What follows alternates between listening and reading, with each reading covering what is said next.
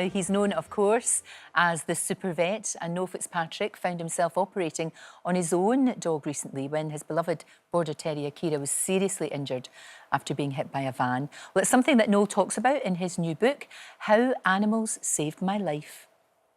Kiera and Ricochet have given me all the love. High five, Ricochet. Yeah!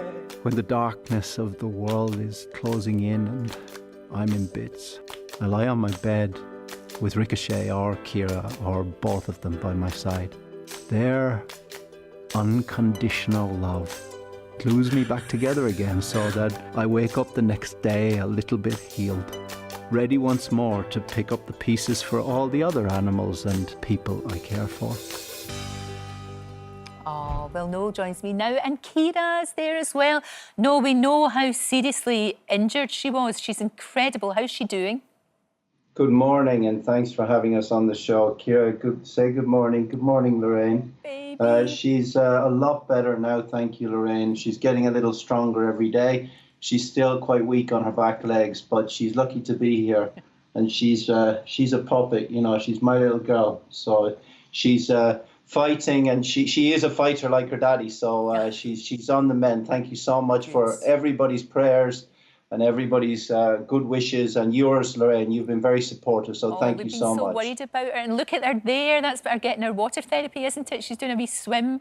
Oh, the wee soul. She is incredible. She really is. And of course, you were there. You saw it happening when she was struck by the van, and that must have been horrific. And then you've got to operate on her.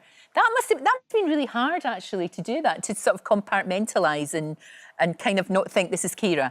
That must have been difficult. Well, that's the thing, Lorraine. You don't really compartmentalise. I mean, we're here in my consulting room this morning, and to be the client, to be the parent of the animal in my consulting room was a new experience for me. And certainly I felt what it was like to have the shoe on the other foot and to be desperately worried about the animal that you love and that's an integral member of your family. So for me, it was intensely traumatic. Yes, I went out the back door of the practice, a van hit her, and I pulled her from under the front wheel. So I could hear her body explode in front of me. It was the most traumatic experience of my life. And then to have her in intensive care for the best part of 5 weeks, and for her to need 2 blood transfusions. And my colleague operated on her for several hours, and then I operated on her for 8 hours. And she's 13 years of age, so she is an extraordinary dog, and she's got a bionic pelvis now, so she'll be leaping around the garden, please God. Oh, she's beautiful. And I know that at the time you were finishing the book, and the end is all about what happened to Keira, and that must have been, again, really difficult to write. Well, the book almost never happened, Lorraine, because what happened was the publisher rang me about 9 days before and said, you know what, I think we're going to have to pull the publication because you've not written the last chapter. And I said, well, I couldn't write the last chapter because I've been busy looking after Keira. And they said, well, are you going to get it done or what? And I was in the wards with her, and I just looked at her and I said, Boopy, am I going to do the book? Should I do the book, Boopy? Should I do the book? Yes. And she did that, and I did the book. So it was written in real time, you know, and it was written very much from mine and her perspective in the moment. So it's the end of the book is written as it came out of my mind. It's not edited, so it's real and it's raw. Well, Angus sends his love, and he absolutely loved the book, as did lots and lots of other dogs. There he is. He's just finished it, and I know you've been getting you've been getting loads of support, of course, for what happened to Keira, but also people are loving this book because it's how animals saved your life, and they really have, haven't they? Well, I think everybody who loves an animal and for whom an animal is a family member will relate to this. No matter what's going on in your life, you know, whether you're going through a bad day or you're going through a divorce or your boss is being bad to you or something bad is happening in your life, you come home and you got this unconditional love in your life, then everything seems like a better world. And the book is very much about how animals bring out the best in us. I decided to structure it around 2 words, integrity and care. And all of those words that derive from that, whether it's appreciation or compassion or empathy, relate to those two words. And everybody right now in the world can do with a little salvation, especially coming out of the pandemic. So I'm just really pleased we got the book out there, and hopefully it'll bring some light to some people. No, very much so. It's a lovely read. It really is. And you're right. I mean, honestly, my Angus has been keeping me sane. I've said that many times through all of this. Because, you know, you're right. You get to the front door, you get this amazing welcome. You know, you take them out for walks, you're getting fresh air. It just makes you feel better mentally and physically. So I don't know what we would do without them.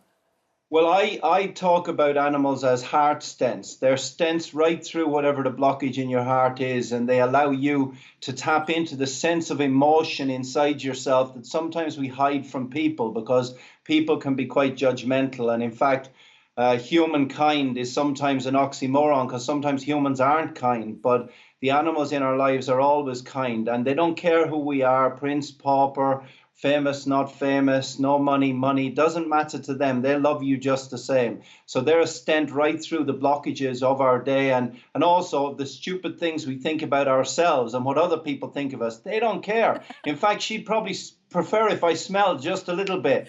They see right through all the facade and give us that love that allow us to bypass all of the bad feelings in our day or in our world. And they are our salvation. No, that's why the book's called How They Saved My Life. You're absolutely right. And I love your TV show. And there's going to be a Christmas special for us to look forward to. Yes, we managed to film during COVID, which has been wonderful. It's been a wonderful experience for everybody because you have to find another way to share love. I am very used to hugging people. And in the beginning, it drove me crazy not be able to hug somebody if they're tearful or they're upset. In this room here, in my consulting room. But you learn a different way of communication, which actually is more quite empathetic. It's like how I relate to animals without words. And we filmed the new show, and we're lucky enough to have the wonderful singer Will Young in the show, and then also Yasmin Le Bon, who had bizarrely two dogs that had a problem at the same time. And I believe it's going out on the 27th of December. So we hope again that will bring some joy to people and a little bit of love, hope and redemption, because that's what the show's all about. It absolutely is. I'll tell you what, God forbid anything ever would happen to my Angus, I'd be banging at your door, along with everyone else, along with Will Young, Yasmin Le Bon, Meghan Markle, loads of other people, so many people you've helped. Noel, thank you. I should say, Lorraine, that it doesn't matter whether you're whoever you are. Absolutely. Everybody gets treated the same. And it's really important to understand if you're a homeless person with a dog, you deserve the same level of compassion, the same level of care as a famous person. And in this room, the dogs and the cats make everybody equal. And in my mind, everybody's equal. So that's really important. And thank you so much. And you'd be most welcome to any time for Angus to come and visit Keira. Oh, he'd love that. We'll wait till she's really, really well, because you know he is a bit frisky and I don't want him to annoy her. But once she's fine, that would be gorgeous. She's used to it. She's used to having a frisky cat called Ricochet. Give her a big paw in the face. That's true. It's a date. It's a date. Thank you so, so much for joining us this morning. I'm really looking forward to the Christmas special. And the book, How Animals Saved My Life, is out right now. Oh, don't forget, you can watch full episodes of Lorraine on the ITV Hub and all the best clips, compilations and playlists right here on our channel. Just subscribe now and you'll never miss an upload. Click here to watch another video similar to this one, or click here to head to our channel's homepage to explore all of our exciting videos.